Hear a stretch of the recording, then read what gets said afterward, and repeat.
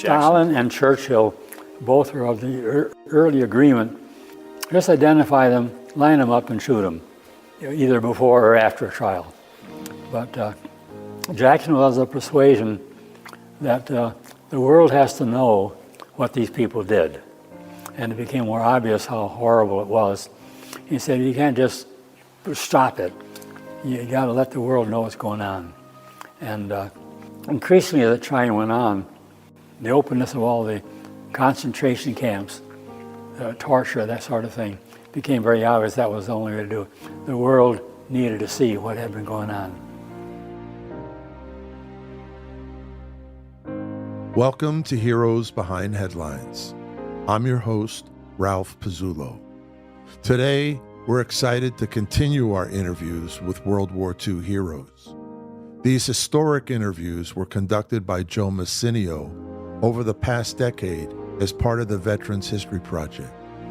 Today's subject is a unique individual, a decorated combat soldier during World War II who became a Catholic priest. In November 1944, 19-year-old Private Moritz Fuchs was fighting with the 1st Army Division, known as the Big Red, in Germany's Huertgen forest when he was hit by shrapnel from German artillery. After recovering at a hospital in England, he then rejoined his unit as it fought into Germany and Czechoslovakia. After the Germans surrendered in 1945, Private Fuchs was sent to Nuremberg, where he supervised former SS men as they cleaned up the bomb-damaged city. That summer, he was assigned to guard U.S. Supreme Court Justice Robert H. Jackson, Chief U.S. Prosecutor for the entirety of the Nuremberg trials against Nazi war criminals, including Reichs Chancellor Hermann Goering, Deputy Führer Rudolf Hess, Foreign Minister Joachim von Ribbentrop, and Julius Streicher, and others. After he was discharged from the U.S. Army in 1946, for reasons he will explain in this interview, then Sergeant Fuchs pursued seminary studies and became a priest, serving in the Diocese of Syracuse, New York, for over 60 years. It's my great honor to welcome Father Moritz Fuchs as today's hero behind the headlines.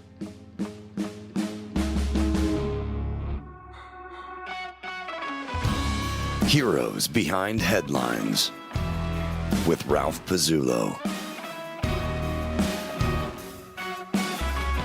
My parents both came over from Switzerland.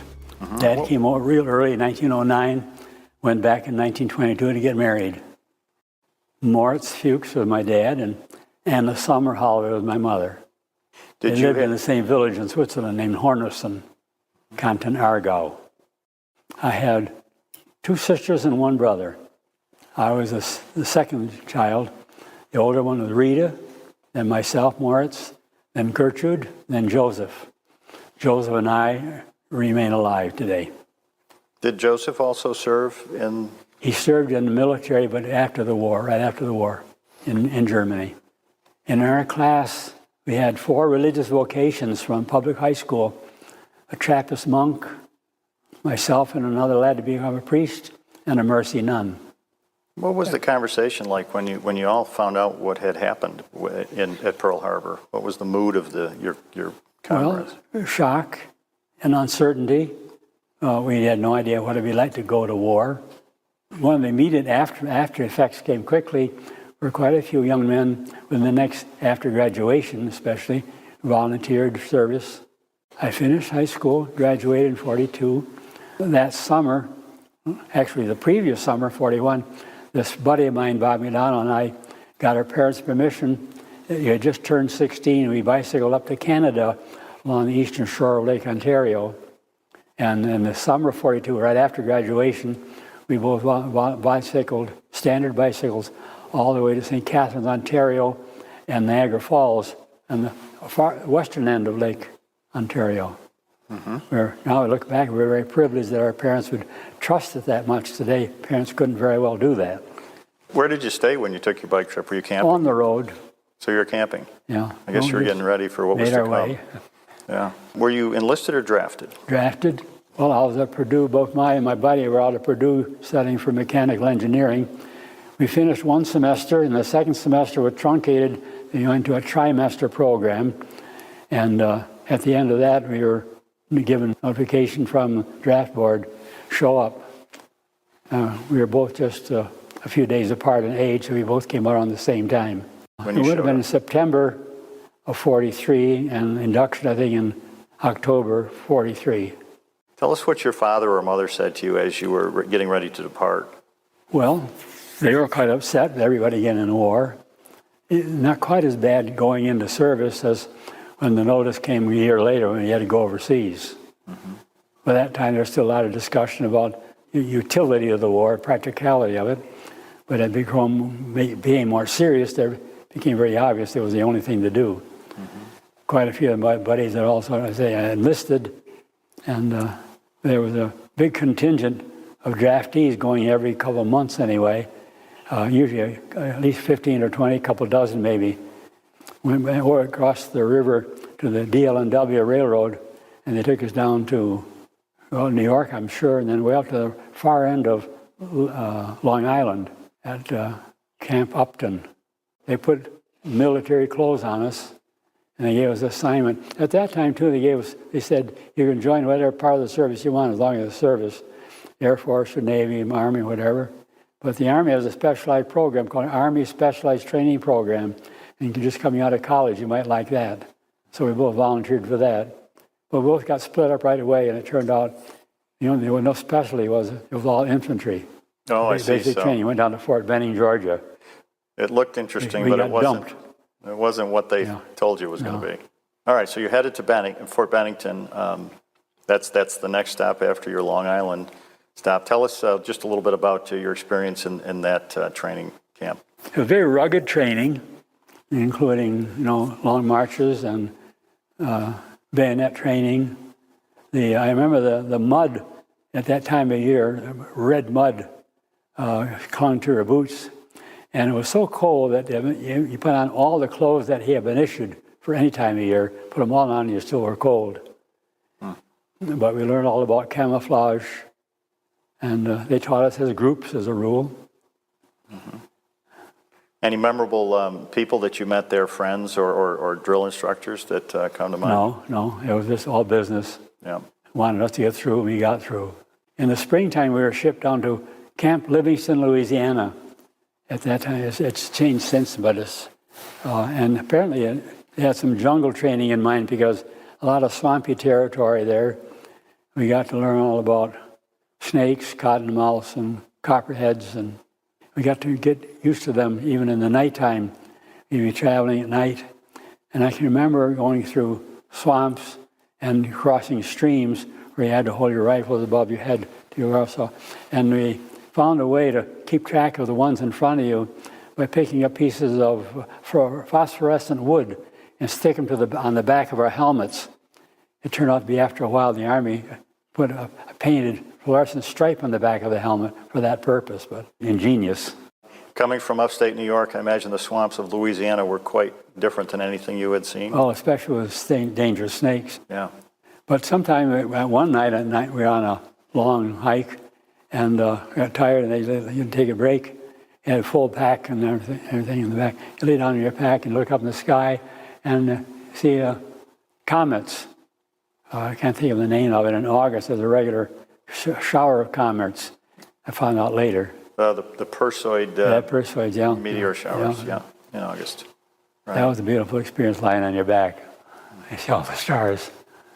All right, so after that camp, where did they take you next? Well, we finished it.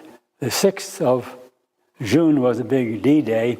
We were still down there, and in September, they shipped us off to Fort Meade, Maryland, on the way to Europe. We were there just a couple of days, and they put us on shipboard. I think Queen Mary, it could have been Queen Elizabeth, but I think it was Queen Mary, they told us something like 15,000 of us on board, had 8-hour shifts to eat and sleep, just rotation. One particular thing I remember about the trip, besides reading a book on A Tree Grows in Brooklyn, was they had a some kind of a gun on board, like a 5-inch gun. And they said, watch this, we're going to drop a barrel overboard, a 55-gallon barrel. And as it became almost invisible, they said, look, we're going to shoot that. And they did.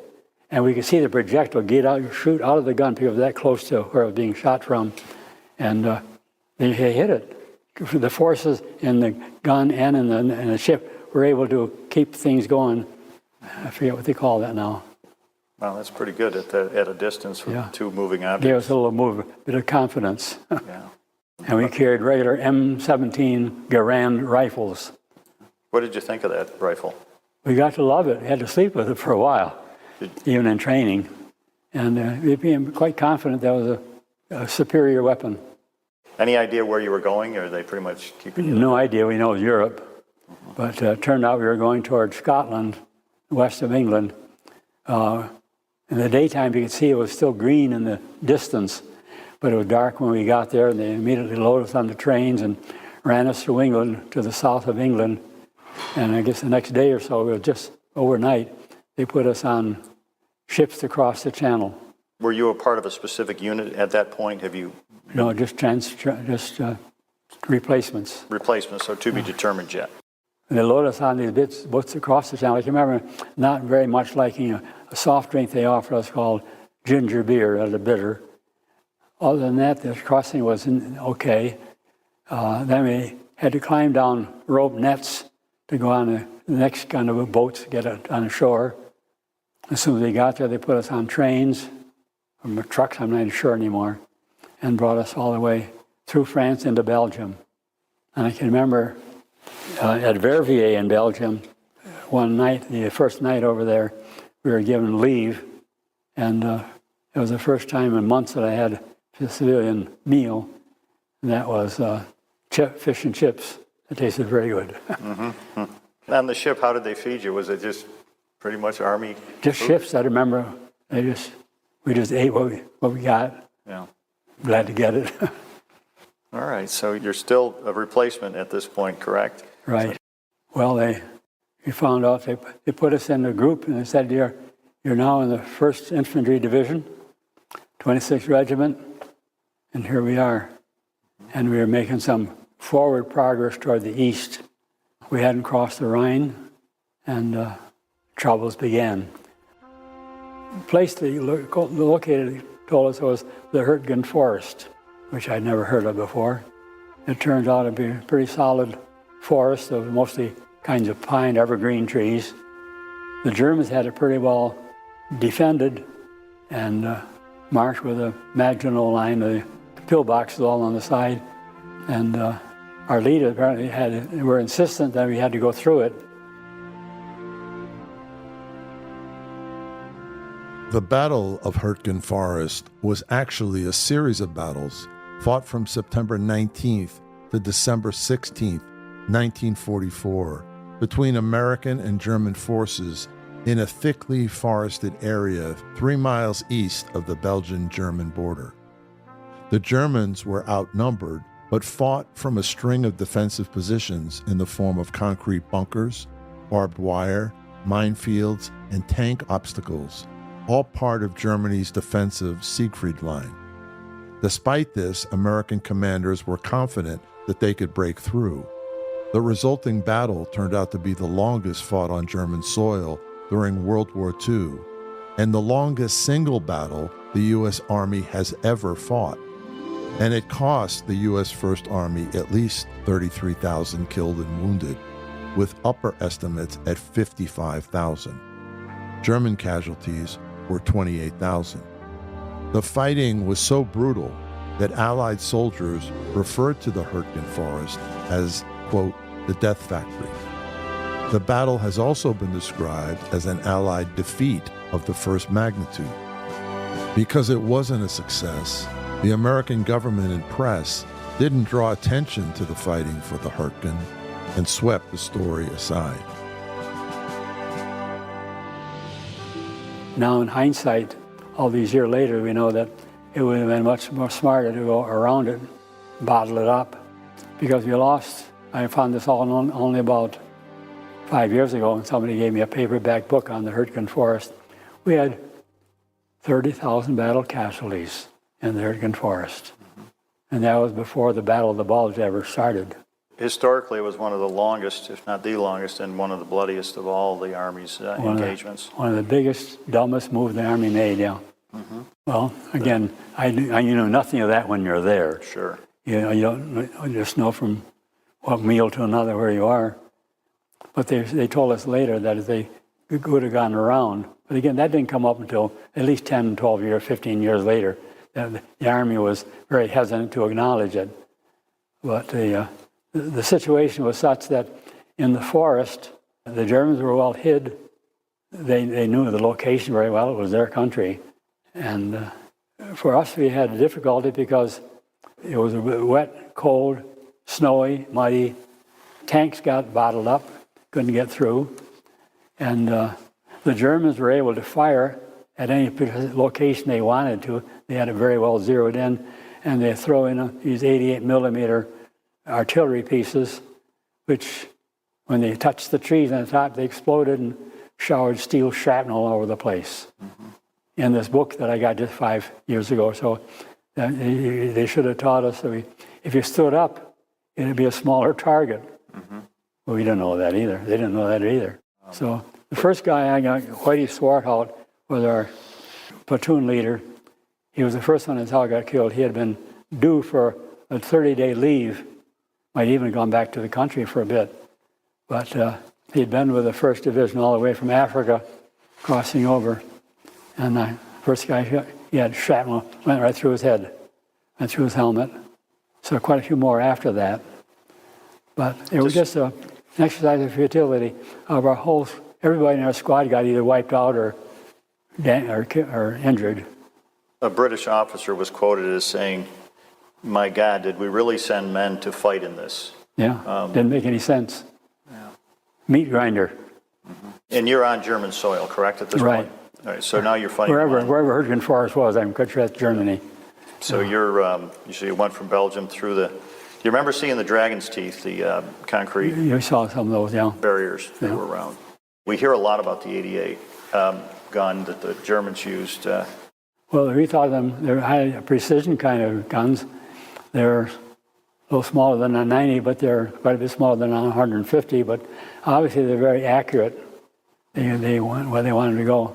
Right. And the cartridges, the bullets, we had some with timers on ours, but they were sensitive to touch. As soon as they hit something, the trees, they exploded. Try to paint a picture of what you're thinking when you're in the midst of this. Well, that could be me. There's a capriciousness on the front line that's hard to understand. As long as you're alive and doing things, it's wonderful, but you never want it's going to be just a quick chop and you're done. It happens so often. You just keep on doing what you can do. Survival, obviously, is eminently important. I just feeling alive. I wasn't holding a mirror up to myself, wondering what it was like. I just keep on going. Well, for a while we had the company of tanks, but then they run off the road. The roads were just muddy and small, and then overnight, for a stop overnight, they would dig foxholes. But then you had to cut down some trees or take broken ones and pile them up over your foxhole so you had some kind of shelter from the shrapnel. Yeah, it was always a push forward, move on forward. You got to get farther. Sometimes it was measured just by feet and yards. It didn't make any progress. And that was generally the story of the whole forest, I guess. And again, to just step back a minute, your unit was the Big Red One, correct? Correct, 1st Division, yeah.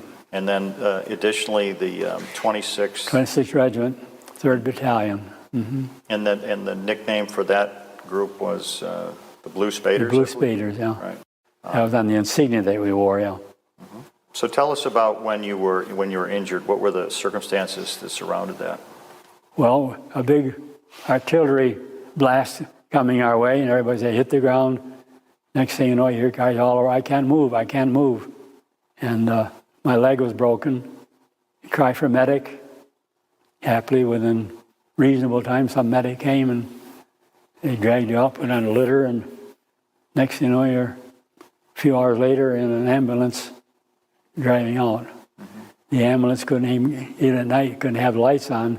They had little cat eyes on the front. They're all just sort of little slits. They could have sense where they were. I don't remember anything about it except being by ambulance or truck all the way on back through France, and then getting on a shipboard going over to England. Now I was hospital in England for 3 months. It just wouldn't heal. They dug the shrapnel out. I remember once on the hospital leave, being able to go to Blandford, which was a nearby town, and the ambulance was hit on an icy spot on the road, hooked a bumper, and we did a 360. Ended up going the road the right way, but we made a 360 around the curve. Very lucky. Very lucky. Yeah. And they sent us back, and while I was in the hospital, I thought, well, maybe I'd like to join the ski group. And so I took some sheets and made what would be a possible cover for my head and my arm, and my backpack and all that. But when I got back, they sent us back. They weren't interested in anything in ski group, just you're right here. And it turned out to be pretty much the same place that we left. They said, look, exactly the same place that I got wounded in. So you're still in the Huertgen forest at that point? I think so.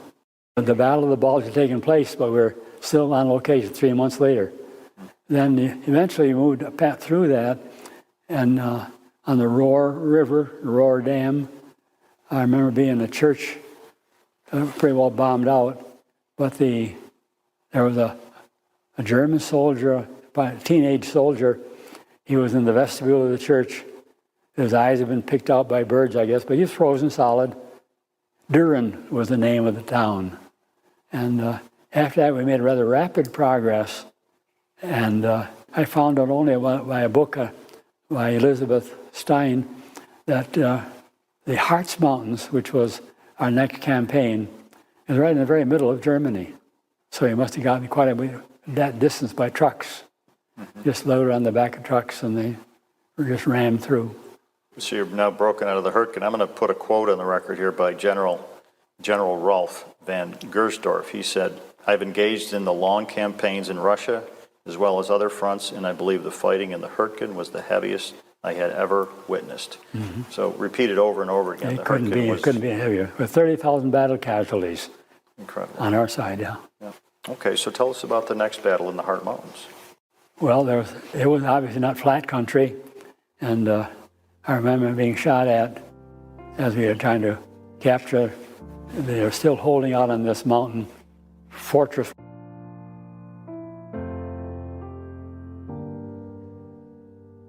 What Father Fuchs is referring to is Harz Fortress, established by Nazi Minister of Interior and the leader of the Gestapo, Heinrich Himmler, to defend central Germany from the Western Allies. During the Nazi era, the Harz area became an important production site for the armaments industry.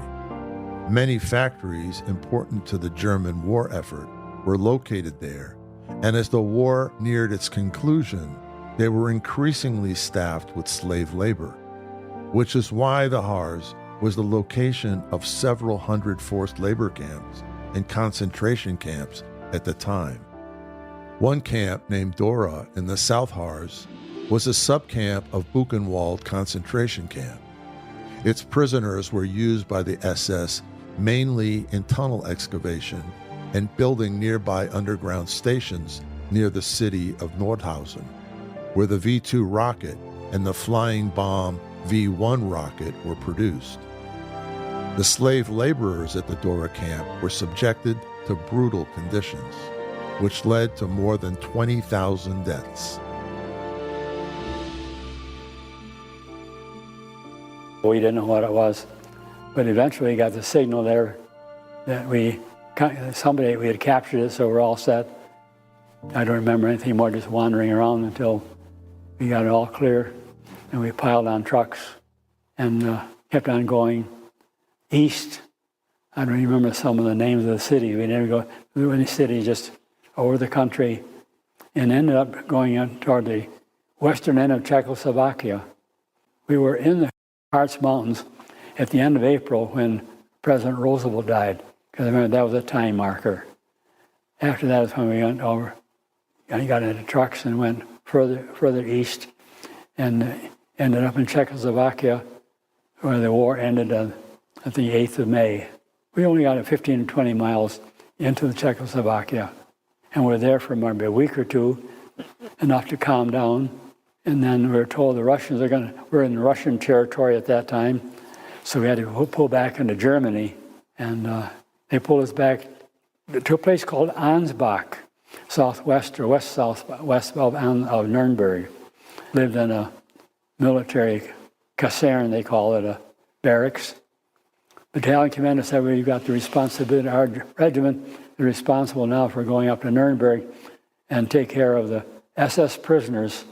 There's a lot of rubble in the streets. We got to make sure that it gets cleared out, at least the main streets.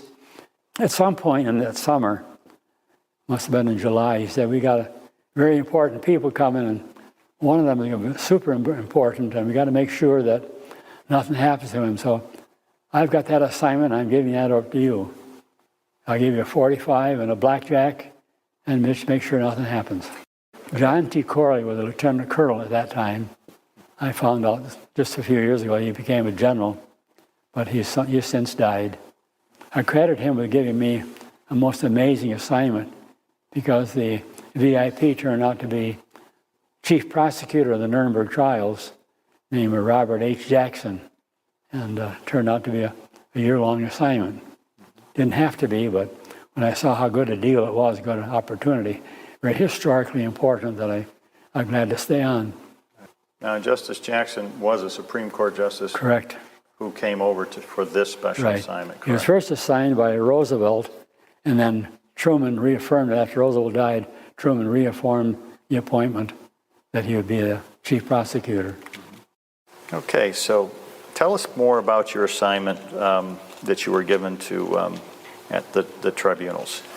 Of course, I didn't know what I was getting into at all, but I was privileged from having been in headquarters company that the commander apparently thought enough of me to give me a special assignment.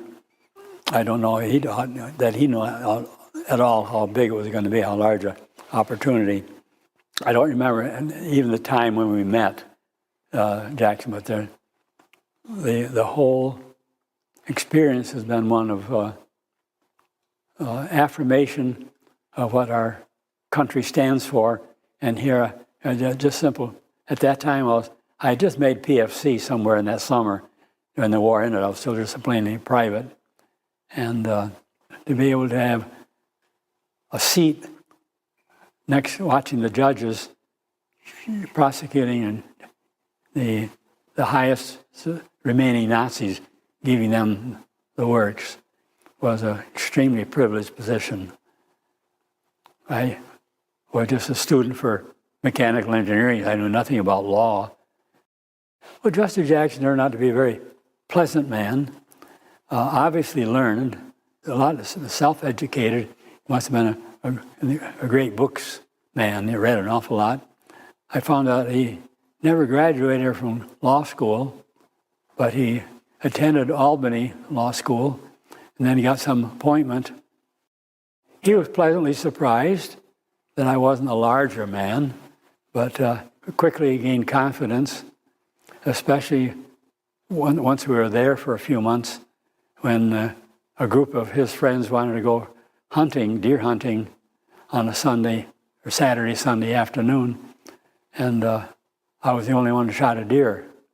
And the deer, a lot smaller over there, Ray is a smaller deer than ours there. But early on, I had confidence that I was a good shot or a good protector for him. It became a little more easier in a way. When I had been, they got the assignment for the first week or two in the court, I had been provided by Corley with a .45 handgun and a side holster and a blackjack. After a couple of weeks, they decided I should be inconspicuous. I shouldn't have my blue spaders on or the 1st Division patch. So just plain unadorned army uniform that said that was some United States citizen. Along with that, they gave me a snub-nosed revolver, underarm, and the same blackjack, an extendable blackjack, so that if you hit somebody with it, this hit them on the back of the head as well as the front. That was my sole equipment. But it was quite satisfactory. I knew I could use them. When you were in the courtroom, how far typically were you from Jackson? As much as half the width of the courtroom, because his place was always in the center. They had 5 tables for the prosecution advocates, one for each of the 4 main countries, France and Russia and America and England. Then they had a 5th table for overflow. And I was always around the table of overflow. Jackson would always be just a couple of tables away. Describe it was called the Palace of Justice, I believe. Describe the building that they had decided to use. It was a rather elaborate building on the first main road. It had some bomb destruction, but in the main, it was still largely there. And with some temporary wood repair, it could be used. And they decided the courtroom itself was in a separate building, and they made connections with them so we could go.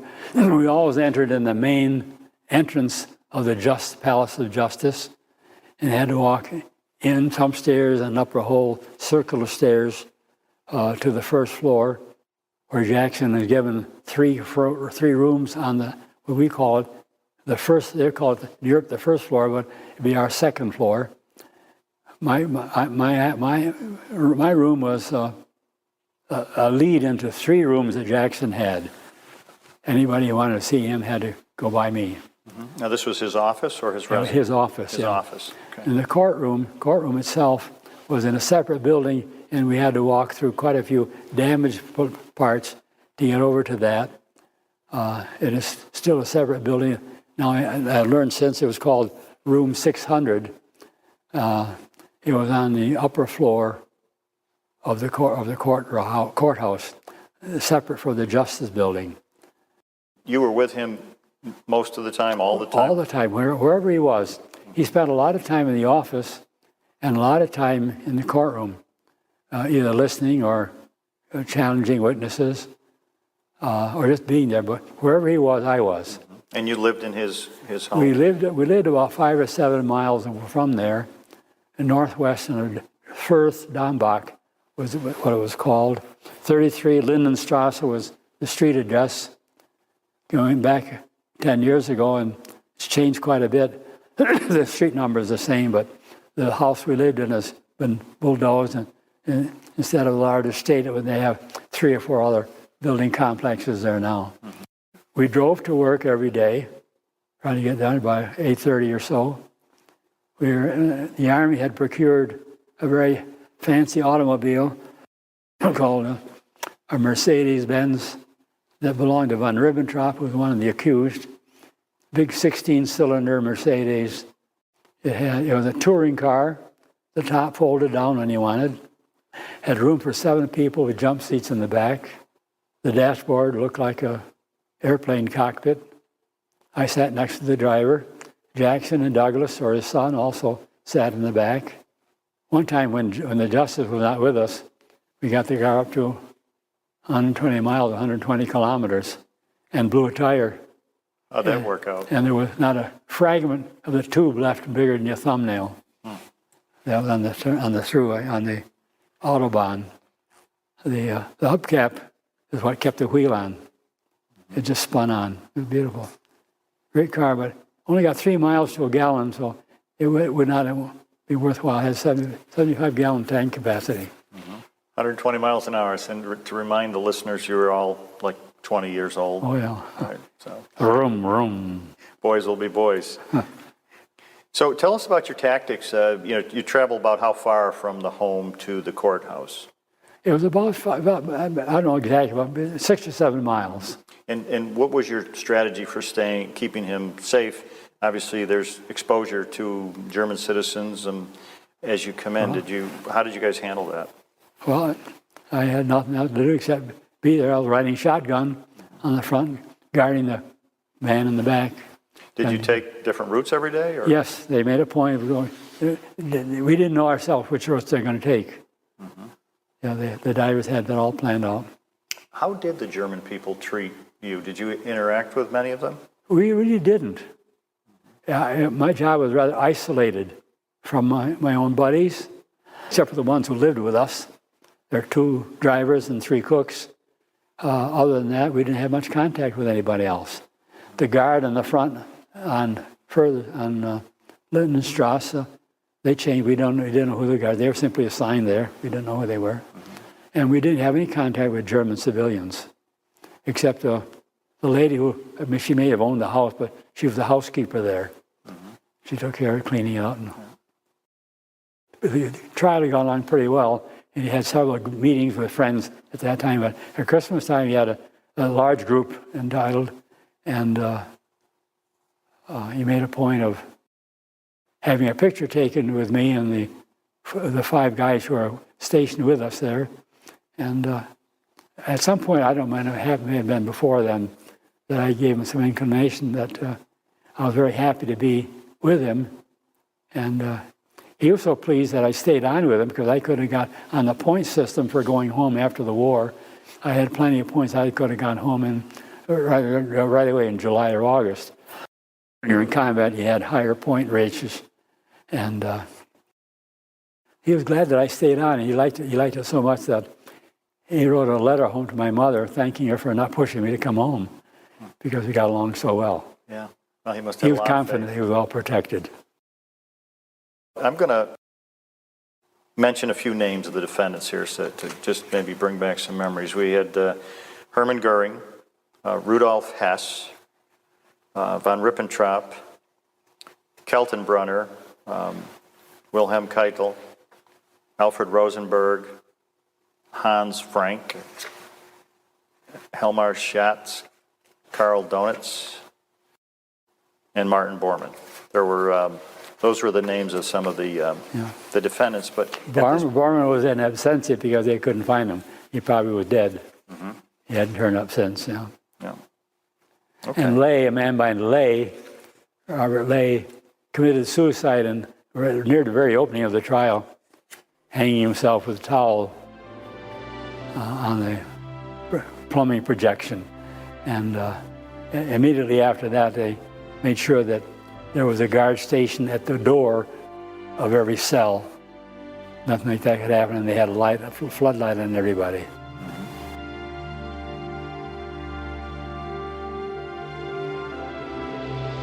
Father Fuchs is now going to read U.S. Supreme Court Justice Jackson's famous opening statement for the Nuremberg trials, delivered on Wednesday, November 21st, 1945.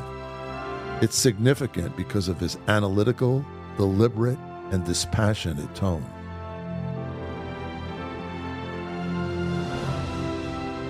Jackson's opening statement is classic legal history.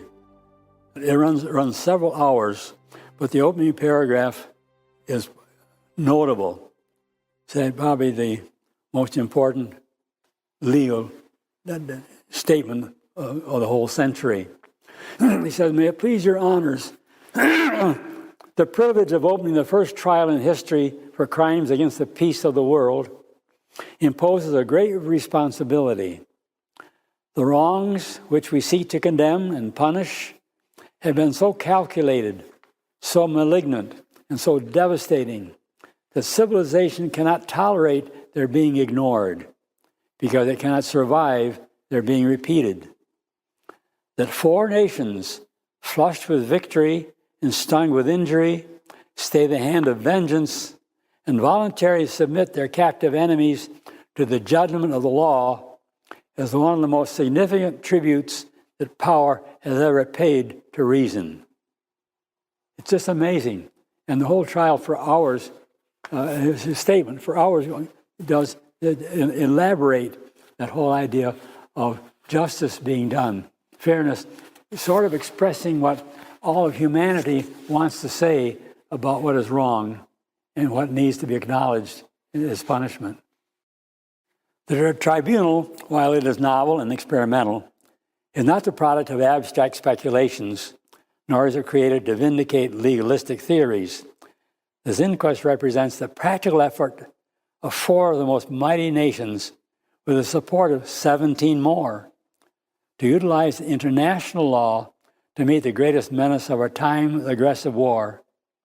The common sense of mankind demands that law shall not stop with the punishment of petty crimes, by little people. It must also reach men who possess themselves of great power and make deliberate and concerted use of it to set in motion evils which leave no home in the world untouched. It is a cause of that magnitude that the United Nations will lay before your honors. In the prisoner's dock sit 20-odd broken men, reproached by the humiliation of those they have led almost as bitterly as by the desolation of those they have attacked. Their personal capacity for evil is forever past. It is hard now to perceive in these miserable men as captives the power by which, as Nazi leaders, they once dominated much of the world and terrified most of it. Merely as individuals, their fate is of little consequence to the world. What makes this inquest significant is that these prisoners represent sinister influences that will lurk in the world long after the bodies have returned to dust. They are living symbols of racial hatreds, of terrorism and violence, and of arrogance and of cruelty of power. They are symbols of fierce nationalism and militarism, of intrigue and war-making, which have embroiled Europe generation after generation, crushing its manhood, destroying its homes, impoverishing its life. They have so identified themselves with the philosophies they conceived and with the forces they directed that any tenderness to them is a victory and an encouragement to all the evils which are attached to their names. Civilization can afford no compromise with the social forces which would gain renewed strength if we deal ambiguously or indecisively with the men in whom these forces now precariously survive. What these men stand for will patiently and temporarily disclose. That's what they do. And they disclosed over several hours and over the whole trial the evils that they personified. What was the demeanor of the defendants? Did you observe them as he was reading these opening statements, which were obviously very powerful statements and as an indictment of them? Did you witness their body language or? Well, I'm not a psychologist. They seem to be taken aback. At the very beginning, they had yet to see a lot of the accusations that were being brought, some of which different ones not had known, but together they certainly had known all the stuff that was going on. Individually, they could not have known all the different things. Compartmentalized was part of their strategy, I guess. Yeah. Some of the other notable figures in the courtroom was Lord Justice Lawrence, President of the International Military Tribunal. He was from England. Honorable Francis Biddle. He was our representative. Did you get to know him? Or he was our judge. Not really. Met him a few times over there. He was hoping that he would be the chief prosecutor. And I don't know how that worked out, but Jackson became the prosecutor, and then he became one of the judges, the American judge. Was there any evidence of that, if you will, contention that he wanted to be the lead prosecutor, or nothing that you witnessed? Well, there might have been some. I didn't pay attention to it. It was personal, I guess. The trial was long enough so that a lot of it was simply boring. We had the advantage, prompted by an opportunity that was explored by the United Nations, meeting at that time in San Francisco, to have simultaneous translation, so that the four languages of the four different nations speaking these different languages wouldn't be dragged out. They enabled, they with great scrutiny, came up with 4 sections of translators, and everybody in the courtroom had access to earphones and a dial. They could switch to whatever language preference they had, or they could listen to whatever was being spoken. And that simultaneous translation was a great help. And I believe IBM provided that hardware. I believe they did, yeah. So were you given access to the?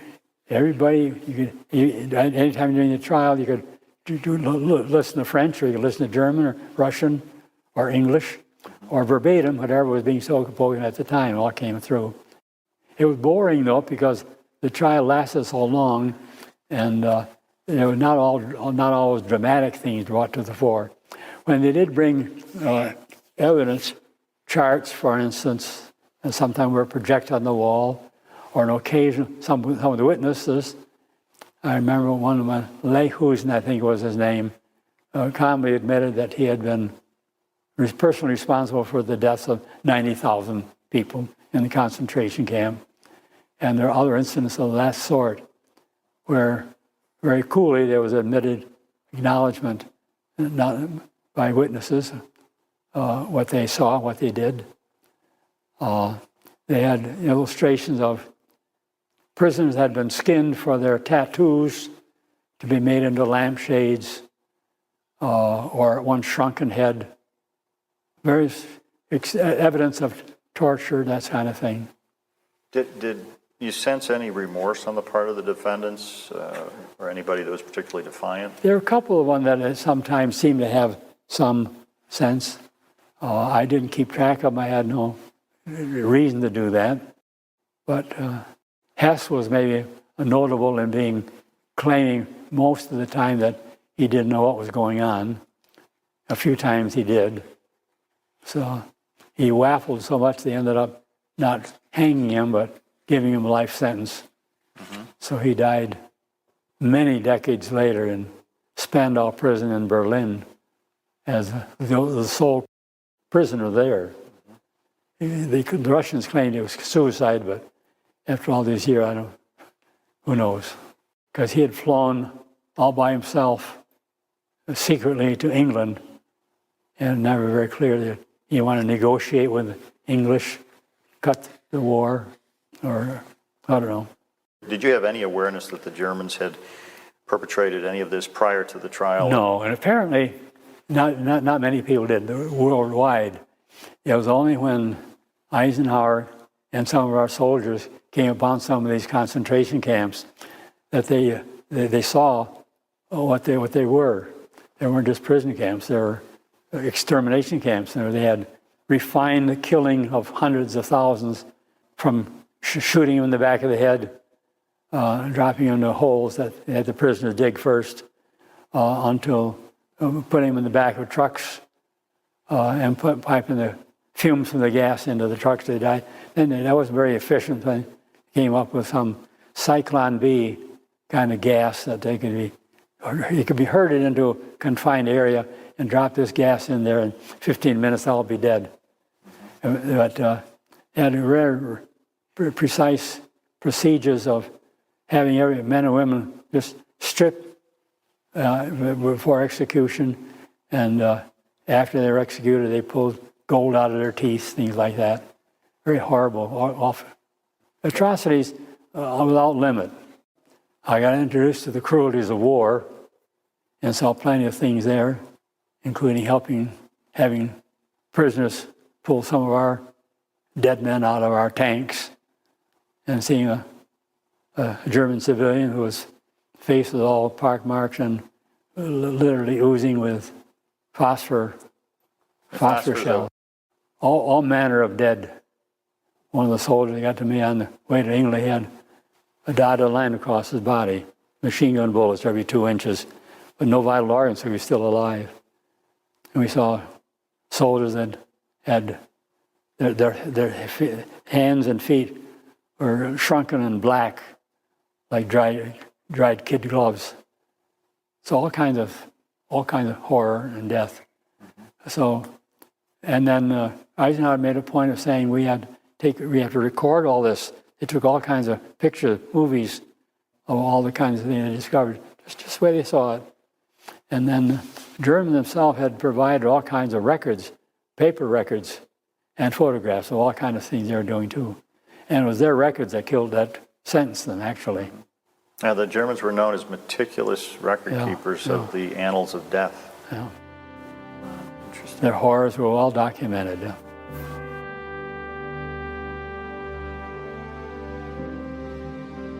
Despite his injuries and the horror he had witnessed, Father Fuchs was one of the fortunate few who never suffered from post-traumatic stress disorder. According to psychologists, he's from a group of about 8% of people who have experienced a traumatic event but don't develop PTSD. Psychologists don't know why some people are less likely to suffer from PTSD, but believe that certain resilience factors are involved, including having a network of supportive friends and family, and feeling good about one's own actions in the world. I was very privileged because as soon as I got out of service in August of 46, August of 46, Jackson was kind enough to allow me and one of our drivers to come back with him to the United States. And he was pleased even to not only let us fly back with him, but also to put up with him at his home in McLean, Virginia, at a place that subsequently belonged to the Kennedy family. And from there we moved to Fort Camp Dix, I think, at that time, and be released. But immediately after I got out of service, on the 15th of August, I got home. My pastor, Father Harold J. Flynn, had me all lined up to go to the seminary. And the discipline in the seminary, the study in the seminary, occupied my attention fully. And the bit of civilization that I had after the war, through the court and American personnel that I met there, and people from England and France, that touch of civilization brought me back pretty well to some idea what good living was. But when I went to the seminary, the disciplines and the study were so strict and well organized that I didn't have any time to do any reminiscing. In fact, I didn't think back on the war series at all until about 15 years ago when a man from Jamestown, Greg Peterson, called up and wanted to know if I was a real guard for Justice Jackson. Then he started up, got me come out of hiding, so to speak, and he invited me down to Jamestown. Well, he came up, had a lunch out here and with a friend of his, and then he sent a car up to bring me down to Jamestown for more interviews to find out what it was all about. And up until then, with my seminary studies and my first 30, 40 years in the priesthood kept me busy. I had no time to worry about any damage. Now you mentioned that Justice Jackson lived in McLean, Virginia, but he was originally from Jamestown, New York. Correct. And you referred to But when he was Supreme Court Justice, he lived down there in McLean, Virginia. McLean, right. Right across the Arlington. So do you feel that justice was served? What was your reflection on the trial? You mentioned that the civility of the trial helped you, but tell us about your reflection on the whole trial phase.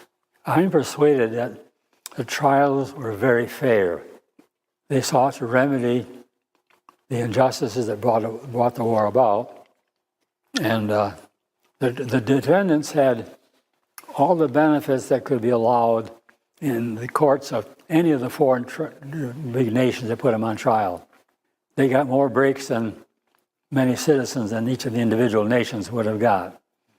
The court, almost bent backwards to make sure that they got a fair hearing. And they were enabled to choose their own lawyers. They could scour Germany for any lawyers they wanted, Nazis or whatever. Apparently they were pleased with what they could do. Obviously, there was great temptation to just kind of railroad these guys. What role did Justice Jackson? Stalin and Churchill both were of the early agreement. Just identify them, line them up, and shoot them, either before or after a trial. But Jackson was of persuasion that the world has to know what these people did. And it became more obvious how horrible it was. He said, you can't just stop it. You got to let the world know what's going on. And increasingly, the trial went on, where the openness of all the concentration camps, torture, that sort of thing, became very obvious that was the only way to do it. The world needed to see what had been going on. The fairness of the trial seemed to be very obvious to me. They had court recorders, stenographers. Their lawyers were given access to all the documents that were piled up by us. So they're given a fair shake. And I found him to be a very learned man. To my idea of an ideal statesman, yeah, he had the interest, benefit for the world, and certainly benefit for our country in mind, wanted to see justice administered. Where does that greatness come from, if you will? Well, his love for the country and his love for learning. He had excellent teachers. I read something about the teachers that he had, and they challenged him. And he read probably, even in high school, he probably read more books than most students do in college. Very thorough, very well read. So he knew from reading history what history was like. And he obviously had a great love for the country and an abhorrence for evil. So you said when you came back, you were headed right to the seminary, but at what point did you make the decision that you wanted to go into the priesthood? And what influenced that decision? It didn't crystallize until the end of the war. I remember when we were in Czechoslovakia, I met a girl there, and she wrote to me like 60 years later. She rewrote for a while, for a few months after the war, but then we dropped off completely. So she wondered if I had actually followed through on becoming a priest. So I must have, in Czechoslovakia, must always have already thinking of it. And somehow it came out when during the trial, I got to meet several chaplains at Nuremberg, including a vice president from Georgetown University, and a Father Sixtus O'Connor, who was a Franciscan from Siena College, and got to know the difference between a diocesan priest and an order priest. Well, when I become a priest, what kind would I want to be? And was persuaded that diocesan priests had the advantage of being able to be of more help to the parents who are still alive. And some of that must have got to Jackson. I might have, in our automobile conversation, I must have brought it up at some point.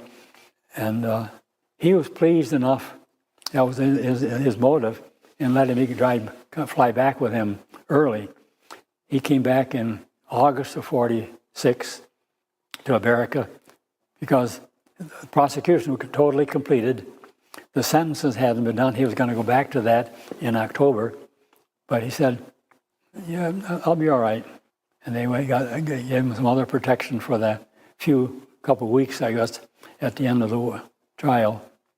But I was already in the seminary in September of 46. So you went right in, right from one to the other. Yeah, the army. Easy transition, that's right. Oh, the discipline in the seminary was easy to follow. After the army discipline, it was very easy. Tell me your thoughts as you put this in perspective and reflect on this as a priest. I don't know any other way to ask it, but what do you think God thought about this era of the world that was under such violent terror? God's greatest gift to humanity is freedom, and he doesn't interfere with it. If we want to blow up the world, he'll let us do it.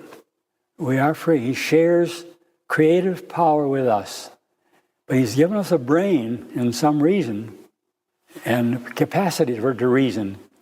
If we don't use it rightly, then you should be able to ascertain the path we're on. This is a broken path. It's not going anywhere. We should be able to see that. And that's where leadership comes in, to ascertain that and rally people to follow the right way. Okay. When you were, and we're going to go back just a little bit to when you were in the Huertgen forest and in battle, did you see men's faith? What evidence did you see of faith in God?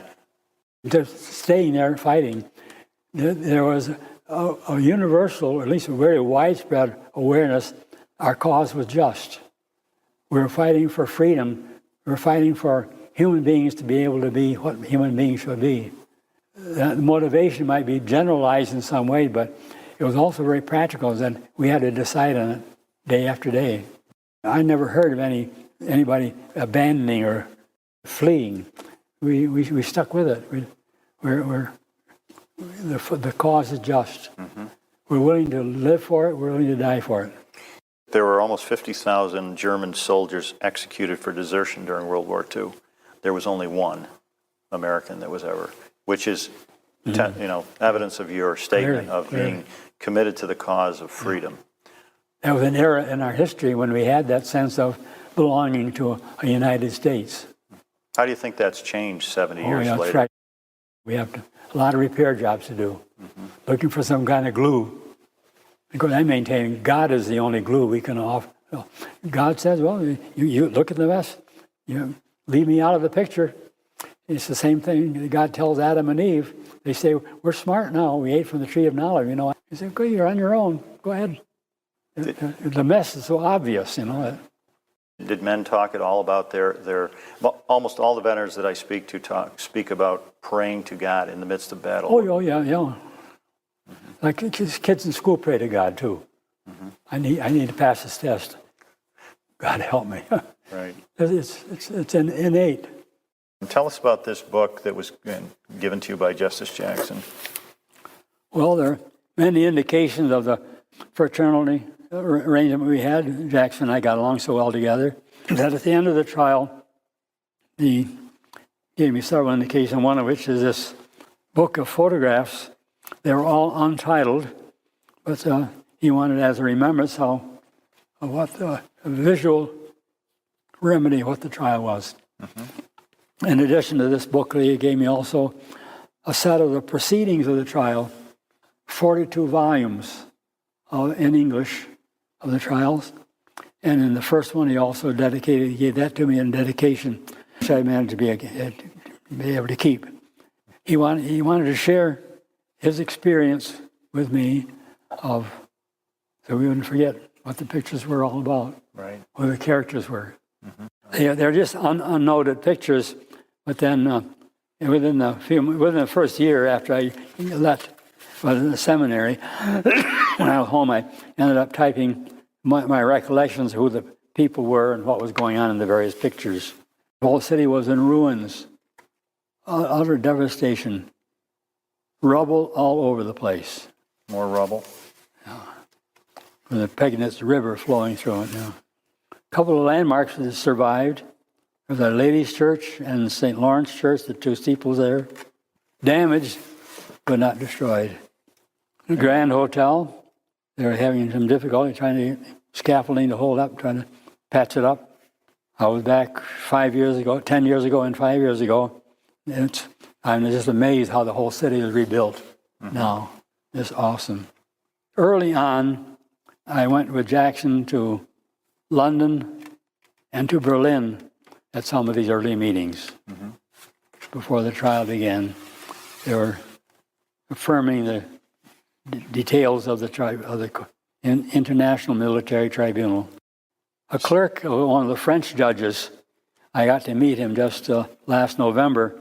The city of Nuremberg invited 3 of us, myself, that clerk of the French judge, and another American soldier whose family, he was born in Hamburg, Germany, but the family moved out of Germany in 1933, and he eventually came to the United States, and he was in our army. But at the end of the war, he had an opportunity to become a translator and interrogator of the war criminals.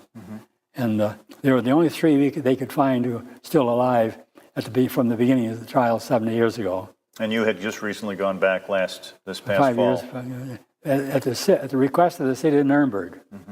They paid the way, in fact, for all 3 of us. Right. And this other gentleman was George Sackheim, was it? George Sackheim. Right. And he lives down in Philadelphia today. Right, in that area. And they didn't have the modern technology either. And you said many of these were German documents that helped indict their very own actions. And had to make copies of them so all the defendants, lawyers could have copies too. How did you make copies back then? What was the mimeograph? The little mimeograph, yeah. After a while, they made Goering eat by himself because he's having too much influence on the others. Bad influence, obviously. Interesting, by the way, I had an observation recently that the Russians and all their dealings with the French or Americans or Germans, you could never talk with one of them. All you got 2 of them. Russian always to check each other. Projection was available for, did they show movies? They did at the time, yeah. Well, the movies obviously were quite graphic, I would imagine. German. Some were propaganda, some were evidence, some were evidence in concentration camps. How many people would you guess were in the courtroom at any one time? They had room for 250. Was there not a copy of the Ten Commandments inscribed on the wall in the courtroom? Yes. And you notice none of the uniforms had medals or any insignias. They were removed, correct? That was part of the process. They could dress up for the courtroom. They just had shabby clothes back in the prison. I feel very privileged to have had that access, very singular access to personnel on the side of the right and side of the evil ones. From my very simple position as a soldier, to be able to have a bird's eye view, right, in a presence with the leaders of our country, seeing their vindication. Interesting part of World War II. People came from all walks of life, all parts of the country, and came together. And you were from a small town in upstate New York, as was the Justice Jackson, and there you are in the same courtroom with Goering and Hess and these other horrible Nazi leaders. And we were able to call a spade, call things what they were. Well, I just feel very privileged to live at this century at the time we did, and to know enough of the wholesomeness of life in America that and trust that enabled my parents, that me and my buddy bicycled to both ends of Lake Ontario when we were 16. Opportunity as first generation to go to college, serve the country in the war, be part of the winning part of the war. And then especially I'm very privileged that I could see a clear choice between good and evil in stark terms. To honor it's hard to put all my life, whatever was left of it, I saw so many times when life's going to come to an end. I just simply decided, whether it's a short or long, I just put it in God's service, and that's how I confirmed the idea of becoming a priest. Mm-hmm. What message would you give to young people that are thinking about joining the service, or even considering joining the clergy in any manner of speaking? Well, our country, as I know it, has been worth living for and fighting for. And I see that the heart of the validity of our ideals lies in our motto, "In God We Trust." The national motto is on our coins and currency. And this absence is the reason for the troubles we're getting into. In poverty, in education, in immigration, racism, all these kind of things, all come from our unwillingness to let God be number one in our lives. Well, we've had a couple of wars where even now, afterwards, the politicians recognize we were dumb. We even lied a lot for Iraq and Afghanistan. Not only they're unnecessary wars, they're wars that cause us and a lot of other countries a lot of trouble. So it's very difficult. Our country's ideals are worth living for. And hopefully we don't lose them. It's up to us to live up to them. I'm glad to be a survivor, and I thank you too.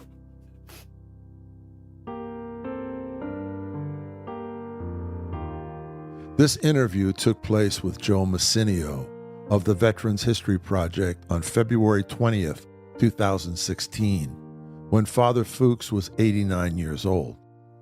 Father Fuchs passed away 2.5 years later on June 19th, 2018. To his friends, he's remembered as a shining example of service to others and deep religious dedication and commitment. His message to people young and old was, quote, "Strive to do good in your life." And that's what he did, comforting the sick, troubled, and dying. During the over 60 years he served as a priest in the Archdiocese of Syracuse, he often talked about his time in Huertgen Forest during World War II. It was wet, snowy, and freezing, and the Germans launched one ferocious artillery attack after another. 80-millimeter German shells would hit the top of trees and explode, sending steel shrapnel and shards of sharp wood flying and hitting American soldiers like himself, huddled in foxholes and trenches on the forest floor. One of those killed was Father Fuchs' closest friend, who he found in a pile of bodies. He said, quote, "You realize very well that could be you. It's like you've only got 5 minutes left in your life. What do? You do the right thing." He's a man who saw the very worst of mankind in his life, but didn't become bitter or cynical. He served his country with bravery and honor, and after the war found his calling in helping people and spreading kindness, heart, and hope. It's with great pride and gratitude that we remember Father Moritz Fuchs as today's hero behind the headlines.